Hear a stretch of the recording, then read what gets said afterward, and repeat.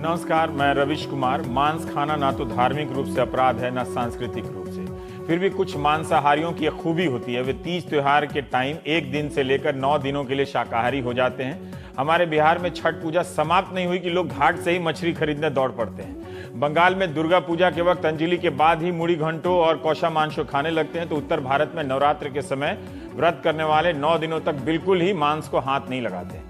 ऐसे कई मंदिर हैं जहां भैंसों की बलि दी जाती है। बीफ का मतलब सिर्फ गाय का मांस नहीं होता है, भैंस, बैल और बछड़े का भी होता है। बीफ खाने के विवाद को हमें मांसाहार बनाम शाकाहार वालों से अलग देखना चाहिए। वो लोग काफी उदार होते हैं। वैसे केंद्रीय मंत्री मुख्तार अब्बास नकवी ने आज तक के मंथन कार्यक्रम में राजदीप सरदेसाई से कह दिया कि जो ये आस्था और विश्वास का मुद्दा है, गाय को भारत में पवित्र माना जाता है, तो हम इसे मारने की अनुमति नहीं दे सकते। जो इसके बिना नहीं रह सकते उन्हें पाकिस्तान या अरब देशों में चले जाना चाहिए।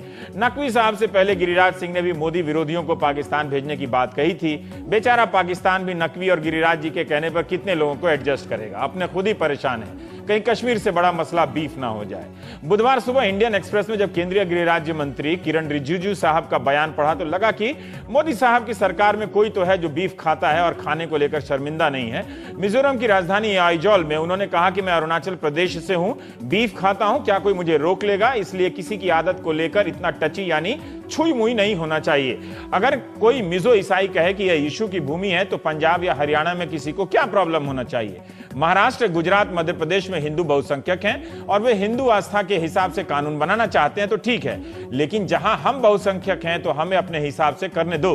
काश के किरण साहब अपनी बात पर अड़े रह जाते, मगर आज सुबह उन्होंने दोपहर स्पष्टीकरण भेज दिया कि मेरे बयान को मिसकोट किया गया है। जब सिविल सोसाइटी और प्रेस ने मुझसे पूछा कि क्या बीफ खाने पर उन्हें पाकिस्तान जाना होगा, मैंने कहा कि भारत एक सेकुलर देश है और खान पान की आदतों को रोका नहीं जा सकता, लेकिन हिंदू बहुल राज्यों में हिंदू आस्था और भावना का सम्मान किया जाना चाहिए।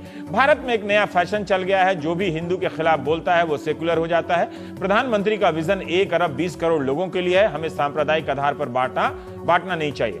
वैसे गौर से देखेंगे तो इसमें दोनों बयान में आई वाज मिसकोटेड के अलावा कुछ भी मिसकोटेड नहीं है, लेकिन इसमें रिजिजू साहब बीफ खाने का समर्थन तो कर ही रहे हैं।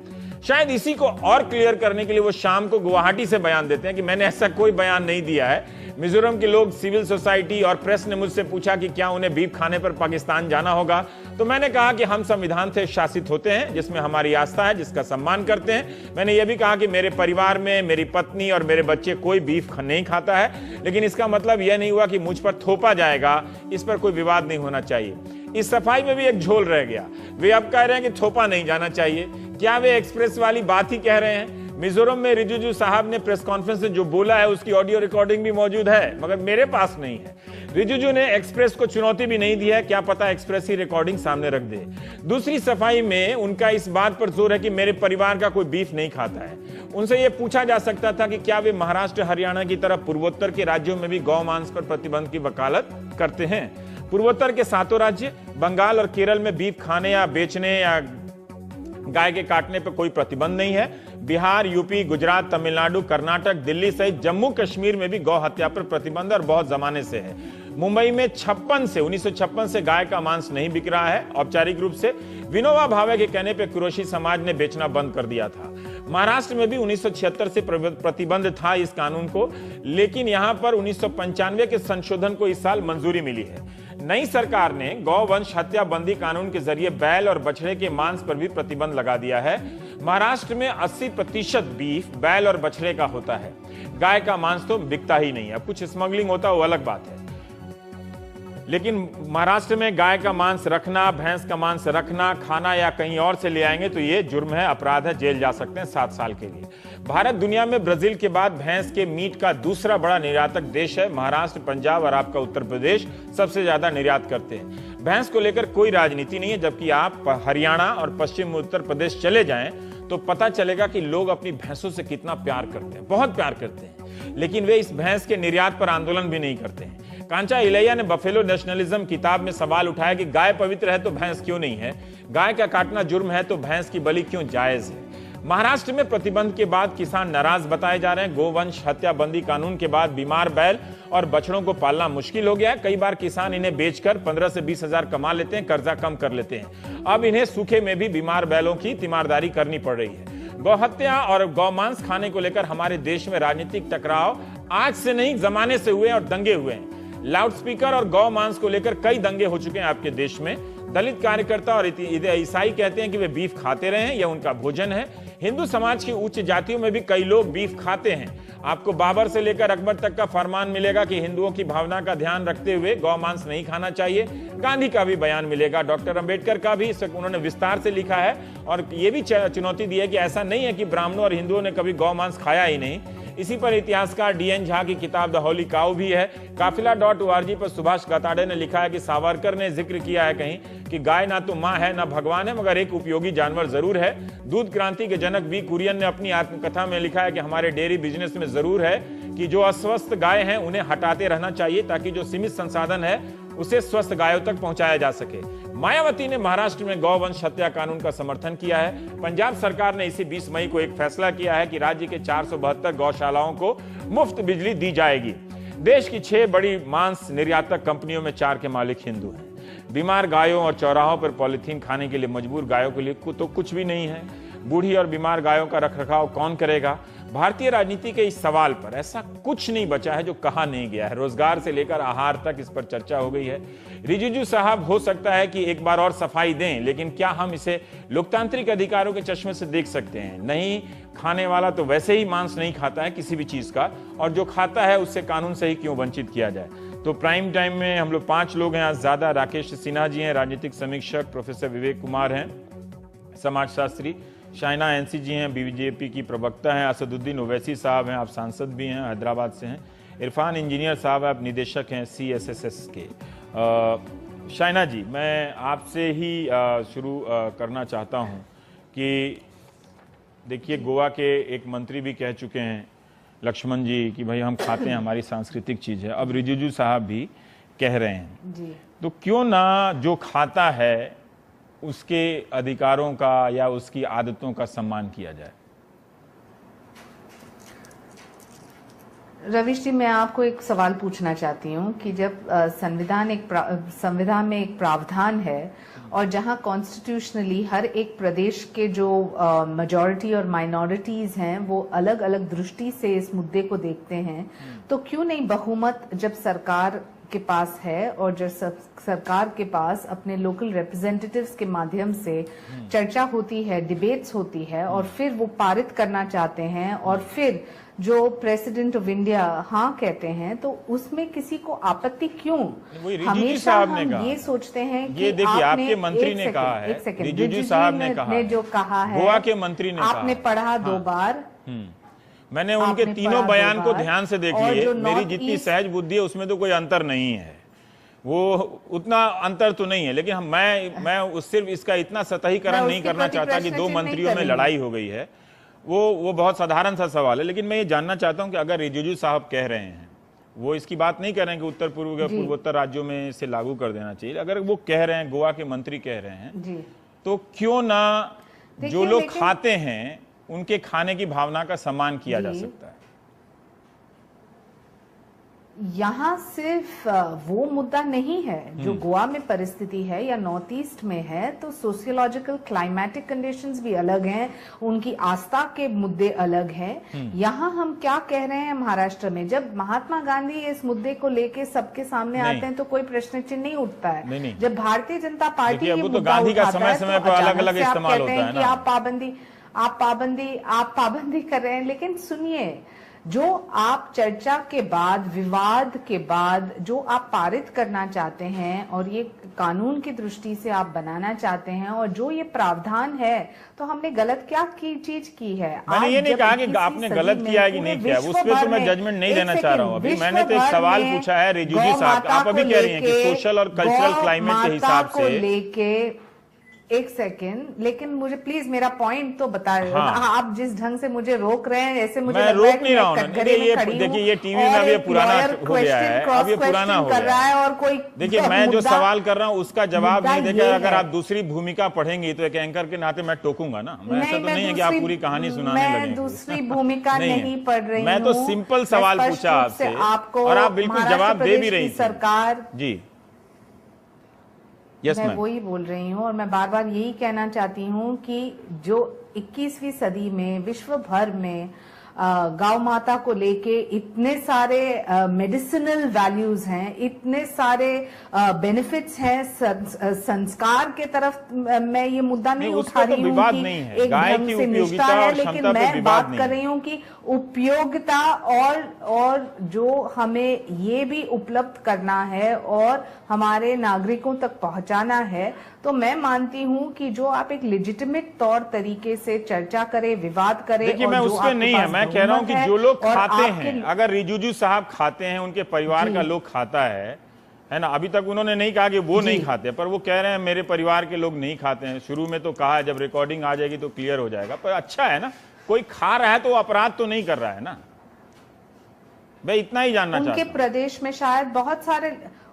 प्रदेश में शायद बहुत सारे लोग खाते हैं और शायद उनकी जो प्रतिक्रिया है उसके प्रति आप मुझसे कोई बयान नहीं ले सकते हैं। ठीक है। लेकिन मैं जरूर कहना चाहती हूं कि जो अरुण जेटली जी ने आज बयान दिया वो बिल्कुल स्पष्ट है कि सरकार एक तरफ कोई बयान से तय नहीं करता है कि कानून कायदा क्या होना चाहिए।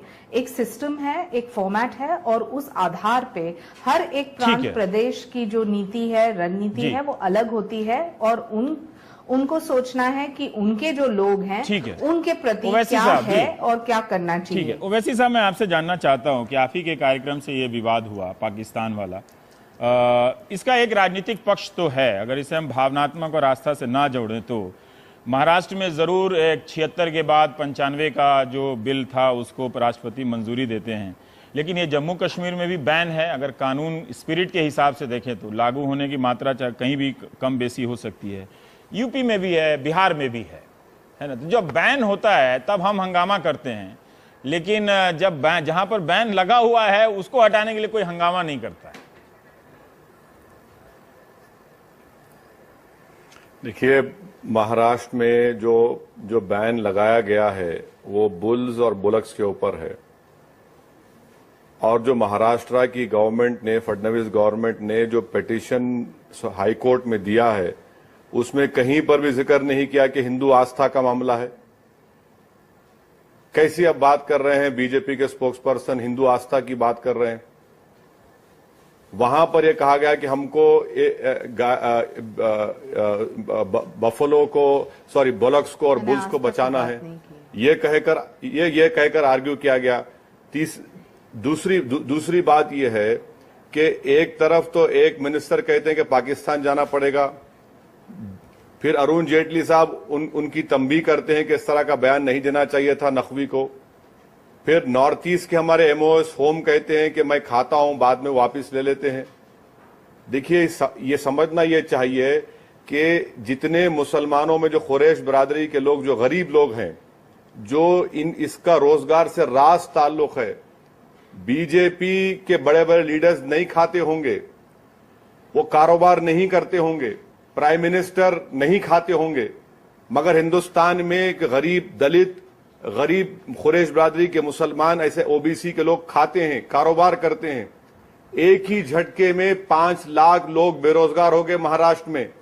मराठवाड़ा में अब तक 500 किसान खुदकुशी कर लिए। उन किसानों को राहत नहीं पहुंचा सकते आप, और बात कर रहे हैं कि बुलक्स और बफलो को बचाएंगे इसलिए कि आस्था का मामला है। तो ये बीजेपी का ये फसाड है कि एक बयान देता है, दूसरा एक बयान देता है, और बीजेपी के स्पोक्स पर्सन आज कहते हैं कि नहीं, इसका हमारा आस्था से ताल्लुक है। हमने स्वास्थ्य की बात की। आपने मैडम, आपने अपने इनिशियल रिमार्क्स में आपने बार बार इस बात को कहा।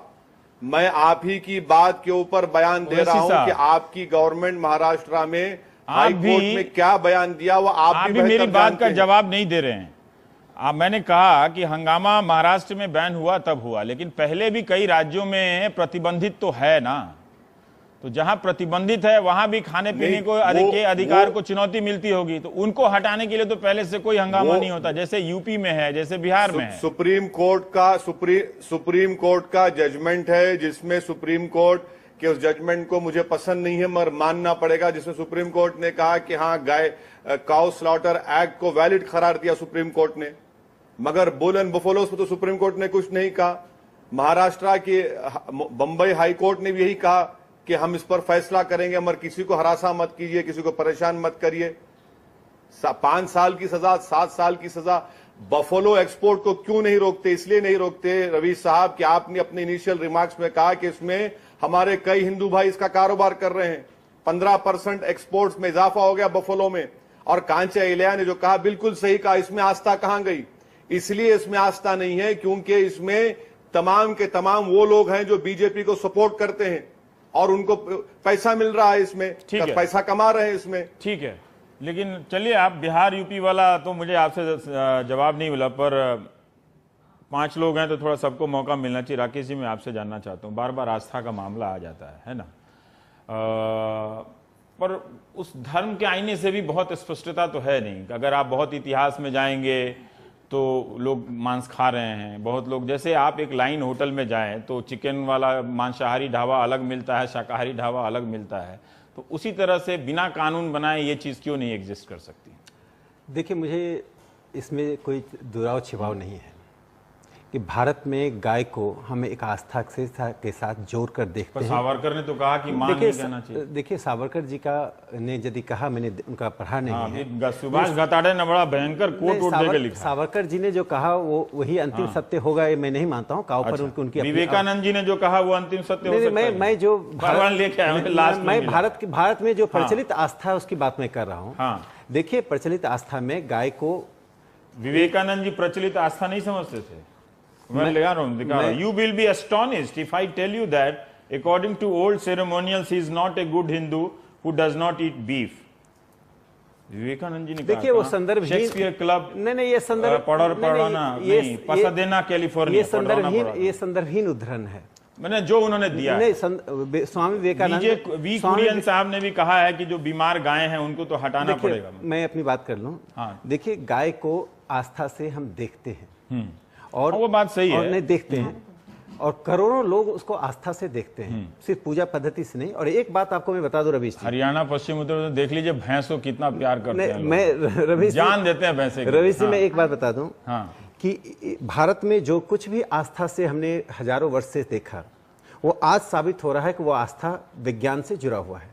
योग को जब स्कूल में किया गया, मैं डाइवर्ट नहीं कर रहा हूं, मैं एक इंस्टांस दे रहा हूं। योग, मैं ये 2 साल पहले की बात कर रहा हूं। योग को जब स्कूल में कहा गया तो पूरे हिंदुस्तान में ये हंगामा मचाया गया कि आप 2 साल पहले से बहुत सारे लोग योगा करते रहे। 21 जून को जब अंतर्राष्ट्रीय स्तर पर योग दिवस मनाया जाएगा, तब इसमें स्वास्थ्य की चीजें आएंगी, विज्ञान की चीजें आएंगी। वो शीर्षासन वाली नेहरू की तस्वीर देखी है ना आपने? तो भारत का पहला प्रधानमंत्री योगा करता था। मैं तो उन लोगों की बात कर रहा हूँ, मैं उन लोगों की बात कर रहा हूँ। इसका जवाब दीजिए। देखिए, बहुत सारे लोग हैं तो इसको आस्था के एरिया में भी ले जाते हैं, तो ठीक से ये एक्सप्लेन नहीं। हाँ, तो मैं कह रहा हूँ, मैं तो भैंस भी पैसे, भैंस का दूध भी उतना आप अवसर दें तो मैं करूँ। सॉरी, मैं यह कह रहा हूं कि गाय और भैंस में ऐसे तो मैं कहता हूं कि जितने कैटल हैं, कैटल फ्रेंडली होने की बात कही जा रही है कि जितने कम मांसाहारी हों, वेजिटेरियन मूवमेंट बढ़ रहा है। लेकिन जहां तक गाय की बात है, गाय हिंदू संस्कृति में एक आस्था का महत्वपूर्ण विषय है।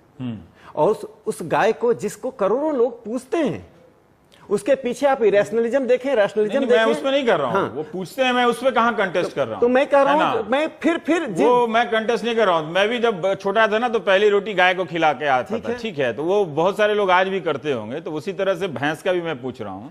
लेकिन जैसे ही आप बहुत सारी चीजों को जानने लगते हैं, तो फिर मैं विवेकानंद जी का क्या करूं? आप एक्सेप्ट करते हैं पहले? नहीं, मैं विवेकानंद जी ने गाय स्लॉटर, काउ स्लॉटर का विरोध किया है। नहीं, उन्होंने ये भी कहा है ना। तो पहले तो ये एक्सेप्ट कीजिए कि भाई हिंदू लोग पहले खाता था ना। देखिए, उसपे देखिए, जब खाता था कि नहीं, थियोलॉजिकल डिबेट में जाएंगे, इसके कई आयाम मिलते हैं। हिंदू कोई सेमेटिक रिलीजन नहीं है कि एक पुस्तक पर हम आधारित हैं। तो जब सेमेटिक नहीं है तो सब हिंदू मान के सब एक धारणा क्यों थोप रहे हैं? मैं कह रहा हूं, आप डाइवर्सिटी एक्सेप्ट कीजिए, विविधता कह रहा हूं। जहां पर करोड़ों लोगों की आस्था का सवाल हो, यदि बीफ ईटिंग अस्तित्व से जुड़ा हुआ प्रश्न है, यदि अस्तित्व से जुड़ा हुआ प्रश्न है, या तो फिर राष्ट्रीय कानून ले आइए, फिर तो पूर्वोत्तर में भी लागू कीजिए। मैं जो यह आदत से जुड़ा हुआ प्रश्न है या अस्तित्व से जुड़ा हुआ, यदि फूड हैबिट है या अस्तित्व से जुड़ा हुआ प्रश्न है, यदि एक्सिस्टेंशियल प्रश्न है तो हम इस पर विचार कर सकते हैं। ये एक्सिस्टेंशियल प्रश्न मुझे बताइए कि जो बूढ़ी गाय हैं, जो पॉलिथीन खाती रहती, उनके लिए तो मैं किसी को उद्वेलित होते नहीं देखता। गौ हत्या का यह कोई तर्क नहीं है। जैसे इन गायों के लिए गौशाला खोली जा रही है, इसके प्रबंध किया जाए।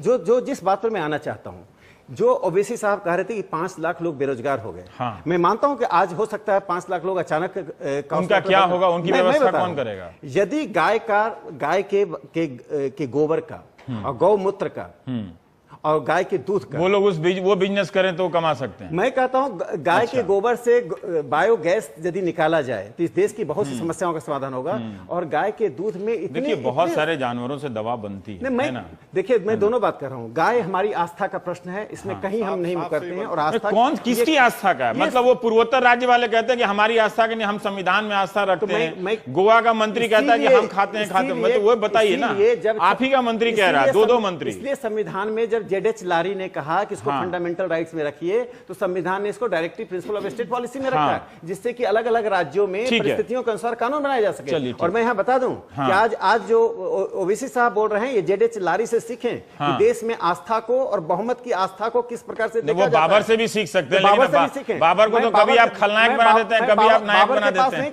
आप बाबर को ही लेके क्लियर हो जाइए करते हैं और कहते हैं सर्वोच्च न्यायालय को हम लाचारी मान रहे हैं। विवेक साहब जब ये कहते हैं कि हिंदू शब्द का इस्तेमाल करते हैं तो आप स्वीकार करेंगे फिर?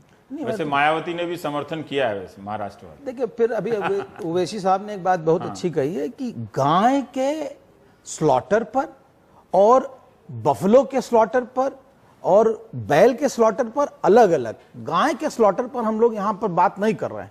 ये पहले से था। हाँ वो पहले से था। और दूसरी बात यह है कि बैल के स्लॉटर को उसमें बंद किया गया है। ये डिस्टिंक्शन ध्यान में रखना जरूरी है। और ठीक है, मेरा मानना यह है कि जब आप हिंदू शब्द का प्रयोग करते हैं तो फिर से अभी पूरी आप पीएचडी लिखवा देंगे यहाँ पर। वो मैं नहीं चाहता हूँ, वो नहीं चाहते हैं। इसीलिए मैं कह रहा हूं कि जब सिन्हा साहब कहते हैं कि ये करोड़ों लोगों की आस्था का प्रश्न है, तो उन करोड़ लोगों की आस्था का प्रश्न क्या होता है जिनको ये हिंदू नहीं मानते? वो लोग करोड़ भी तो यहां रहते हैं। और आप केवल अपनी आस्था की बात जब करते हैं तो इसका मतलब दूसरे वाले जिनको आपने व्यक्ति नहीं समझा उनका क्या होगा? मैं 17.5-18% अस्पृश्य लोगों, तथाकथित अस्पृश्य शेड्यूल कास्ट लोगों की बात करना चाहता हूं, जो लोग खाते हैं। 8.5% जो ट्राइबल लोग हैं वो आस्था के हिसाब से गांव को नहीं आस्था मानते हैं। कौन कह दिया अभी? अरे आप मुझे बताइए, ट्राइबल के अंदर ट्राइबल बेल्ट में गए हैं आप झारखंड चलिए, छत्तीसगढ़ चलिए, गाय की पूजा होती है। और 18 करोड़ दलित की बात कीजिए। दलित की बात देखिए, आप गिनती आप कराएंगे। यदि नॉर्थ ईस्ट बताइए, नॉर्थ ईस्ट में कहां गाय की तक? रवीश जी आपने मायावती की बात कही। मायावती ने समर्थन यदि नहीं किया होता, यदि दलितों में गौ मांस प्रचलित होता, दलितों में गाय की पूजा होती है, मायावती ने सपोर्ट किया। नहीं, सपोर्ट किस लिए किया ये आप वहां पर उत्तर प्रदेश की स्थिति को देख करके कह रहे हैं। वो यहां पर ये नहीं कि राष्ट्र के स्तर पर कोई सपोर्ट कर रहा हो। मायावती, अगर मायावती जिस तरह से किरण रिजिजू या गोवा का मंत्री बीजेपी में रहते हुए आवाज उठा सकता है ना, गोवा के मंत्री ने तो अपना बयान वापस नहीं लिया है, तो बहन कुमारी मायावती जी क्यों मध्य प्रदेश महाराष्ट्र के कानून का समर्थन कर रही हैं? तब जब 18% आपके हिसाब से जो दलित आबादी है। एक सेकेंड राकेश जी, हल्ला हो जाए। मैं देखिए, मैं स्पोक्स पर्सन नहीं हूं किसी पार्टी का, वो मैं नहीं कह रहा हूं, और न मैं एक नेता कह रही है ना। नहीं, आप अगर वो एक सरकारी फैसला और एक सामाजिक फैसला, ये दोनों बराबर कैसे हो सकता है?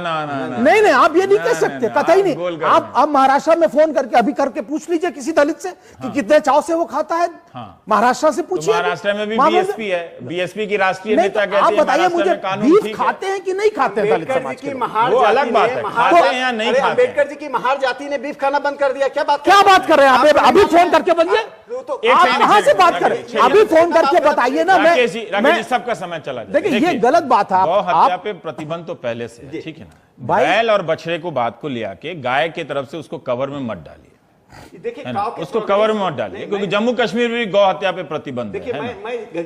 वो बैल और बछड़े की बात है। गाय पर 2 तर्क देना चाहता हूं। आप बैल पे तर्क दीजिए। नहीं, मैं गाय पे नहीं जा। जब गाय पे प्रतिबंध नहीं है, बैल और गोवंश उस पे लिखा हुआ, बैल और बछड़े पे है, उसका तर्क दीजिए। देखिए, मुझे क्या बैल से भी हमारी आस्था जुड़ी हुई है? देखिए मेरा एक बात नहीं, मेरा एक प्रश्न आपको सुनना पड़ेगा कि आस्था, इंजीनियर साहब का समय नहीं, मैं ये कह रहा हूं, आस्था और आस्था, उसके बाद वैज्ञानिक तर्क, ये दोनों जो है कालांतर में सोचे हुए हैं। ये आस्था कब से पल्लवित हुई, इसका जरा शिनाख्त मुझे करा तो पीएचडी हो देखिए नहीं, PhD नहीं होने आप दें। बताइए समय बैल और अंतराल तो बछड़ा में बताना कौन सी पड़ेगा ना। संस्कृति आ गई? देखिए बैल और बछड़ा में बता सकते हैं। काव और इसके प्रोगनीज, हाँ। ये आस्था। बैल और बछड़ा में कब से आ देखिए गया? अभी तो गाय की पूजा हो रही थी। सवाल ये उठता है कि जब गौ हत्या पर गांव गांव में लोग बैल को दाग देते हैं, आपको तो मालूम ही है। हम लोग एक ही राज्य से आते हैं, दाग देते हैं कि नहीं दाग देते हैं? नहीं दाग के अब छोड़ देते हैं, नहीं, उसको नहीं, फिर मारते हैं। देखिए अब ये परिस्थितियां बदली हैं, लोग बहुत से शोध हुए हैं और शोध के बाद ये पता चला है कि गाय की पूजा होती है, चलिए वो तो ठीक है, लेकिन आपने शुरू में नहीं कहा कि करोड़ों लोगों का आस्था बैल और बछड़े में भी? नहीं, देखिए बैल और बछड़े को जब कुछ राज्य ने जोड़ा है, उनके अपने तर्क होंगे, वो आस्था से जुड़ा हुआ तर्क नहीं है। इंजीनियर लेकिन इसमें एक बात मैं इसमें सिर्फ जोर देना चाहता हूं। देखिए